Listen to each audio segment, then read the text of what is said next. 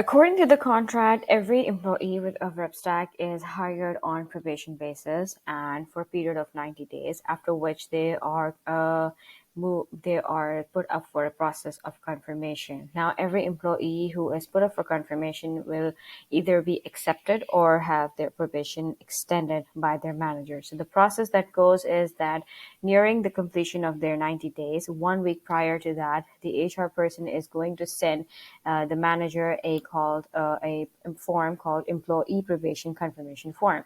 This form will have the employee's name, whose probation confirmation is coming up, the designation that employee has, so that person can have any of those following designation. So the appropriate designation can be chosen from here.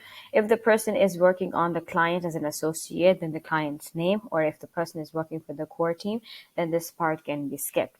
Whoever the manager is, can be their name will appear over here from this tab. Now, all the employees of RepStack, particularly associates, are evaluated on a number of characteristics called which highlights their performance with RepStack, and based on these only, we proceed with their confirmation. So there's punctuality, there's work ethics, there's dependability, problem solving. All of these things are required to be are the skills required to be on the job or being successful on the job.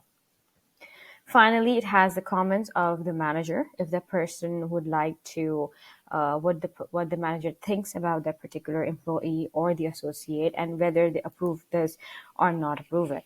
Where it is approved, the HR person is then going to send a confirmation letter along with which will mention their confirmation date, as well as the salary, which is as per the contract after probation is put up in that confirmation letter. If the CSM or if the manager thinks that this person should not be confirmed at the moment due to any reason. It could be performance, it could be anything that the manager feels appropriate to hold. They can hold their confirmation, in which case the probation is extended until the further time where manager says that they would like to confirm them, or the HR can contact the manager themselves and ask them if they would like to confirm the employee now.